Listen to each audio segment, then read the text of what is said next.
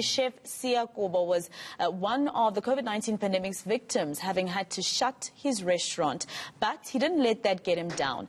He's back to grow the African cuisine movement, and he joins hands with the Johannesburg Culinary and Pastry School. He joins us now live to tell us more about his venture, and he's got some goodies for us as well. Siya, thank you very much for coming back to eNCA.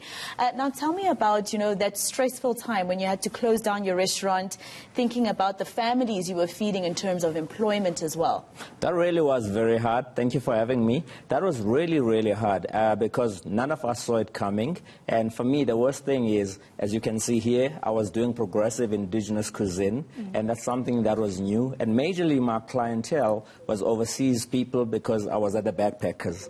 So before the shutdown, I had already been shut down. So that was really, really hard. And as time progressed and there was no foreign business coming into the country, unfortunately, I could not carry on because I was just building a debt.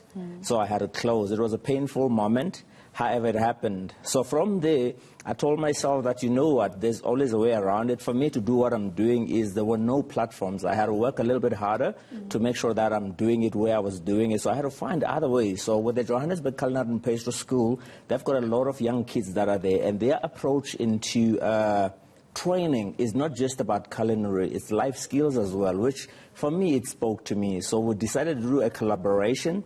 They had a space that I can use. In return, I transfer the skills to the kids within the space. How has that been working out? Have you been able to at least, offer jobs to some of the other people that you had to let go? Sadly and unfortunately, the collaboration with the Culinary School right now, as we are launching today, the 29th this evening, I'm hoping that as the business progresses, I should be able to do that. So today, when we're launching, it's our first day in. I haven't been able to get those people back in, and yeah, my heart goes for them. But I'm hoping, and I stay positive and always try to find ways around situations. So I'm hoping with what is initially happening now, such opportunities do come back and I can have them back on board. So what is your plan? What will you be teaching these wannabe chefs? Yes. What kind of food will you be teaching them to make? Okay, challenge number one is for me to do the food that I'm doing globally. We've been in a position where our food is not known, and I had to find ways to make it travel and go to those places. To do that, I had to refine it the way I'm doing it, and also no one was talking about it. Refining also opened up a debate where people can start talking about this. It brought about awareness. The industry I'm coming from, unfortunately, is very almost militant, where you're told to do, you don't ask questions, you say yes, chef, no, chef, and that's basically that. So now, with the kids that I'm working with, my background is in engineering with an interest of components designing, so I had to learn to break things down, to understand them better. I'm using the same approach to say, the future chef should be able to think. So I don't just work with them for the sake of them working. They need to emulate some of the techniques that I'm using in their own spaces. They can be able to create. They now understand why certain things are done in a certain way. Because let's talk about it for a second. You've got a Caesar salad. You've got a quiche Lorraine, you've got Florentines, you've got all these different recipes internationally known. They were done by somebody. When are we going to be able to put ours ahead? Exactly. As long as we say yes, chef, or no, chef, we're not going to be able to. So I'm trying to make these kids think, and the challenge right now is, in the near future, they need to think that way, where products and certain types of food is developed from here that can travel the globe. Because we are part of the globe. We're not outside the globe. We are in the globe. We need to play within that space. So that is the skills that I'm looking into imparting to the kids. And I love what you just said, especially coming off the back of Africa Day during the course of the week. Now, tell me more about the plates. I'm very excited to taste. I can see there's mogodu, one of my favorite. Tell me more about what you've made here today. All right, I'm going to start with where you started. So we've got mogodu there. Being in the studio, we couldn't finish it the way we wanted to do, but we serve it with samp. So we make an emulsion with the samp. We make what we call a foam. So we put it in an aerated gun and we foam it in there. We deep fry the samp and we cook the tomato gravy that we all know. We reduced it so that the flavors are quite intense, and that basically becomes the dish. Also, what we do is with whatever residue of the same that is left within the plate, we dry it up, we crispy it up, and we create a little bit of a dust. Because also one of the things we're training with the kids is we live in a world where wastage is a problem. So we can't just think food. We need to be part of the solution. So the approach we're using is everything you give us, we use everything. We don't throw anything to the bin. So prevention is better than cure. Yeah. So that's basically that. So that's what we have here. And then over here we've got a chicken, isigwamba, as well as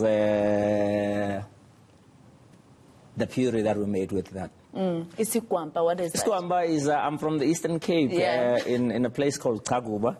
So it's just like, we call morojo here, mifino. You add it with some maize meal. So what I've done here is I've done the maize separately, I flavored it, and I've done the morojo, I pured it down. I also used chomolia here, so there's different textures of that, and we cooked our chicken nicely. What you have inside the roll there is also chicken that has got morojo or mfino. Yeah. So that's basically the breast. We use normal chicken, but the other one over there is we used what we call umlekwa. Some call it hard body. So that's what we have there. And here I took on, on a dish that is also known in South Africa, snoek, apricot, and a braai. Okay. So I glazed the snoek, I smoked it with rooibos to get a nice flavor, and I made a gel. We call it a gel. So basically, we use apricots, we cook them for a long amount of time, we reduced it, we blitzed it up, we put it in a vacuum machine, we suck all the oxygen out, so to get that nice, light, smooth texture out of it.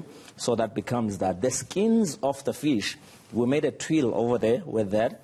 So we, like I said, we don't throw anything. We made the twill with that. And we also have an emulsion that we created with the sauce that we made from the bones of the fish. So that's basically our take.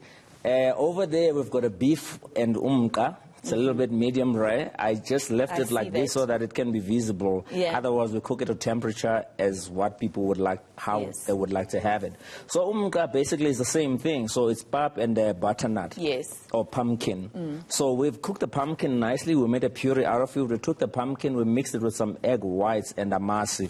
So we created almost like a brulee texture out of it. The pap itself, we cooked it, and then we utilized the skins of the butternut to create flour, which we mixed with the pap and create a sponge. Oh, Siya, I think I should actually also register to come to this school and learn some of this stuff. Just tell me, are you hoping that this is going to last longer than a few months? Is that the plan?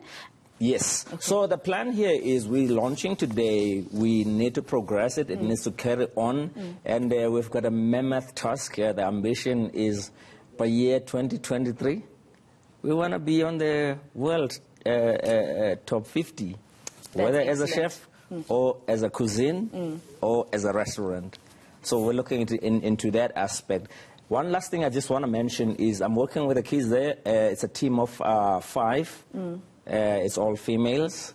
And I just work with them now. I just thought, let me just get their names here. Zama, Kanyisile, Nozitelo, Ngobile, Esetu, and Michael.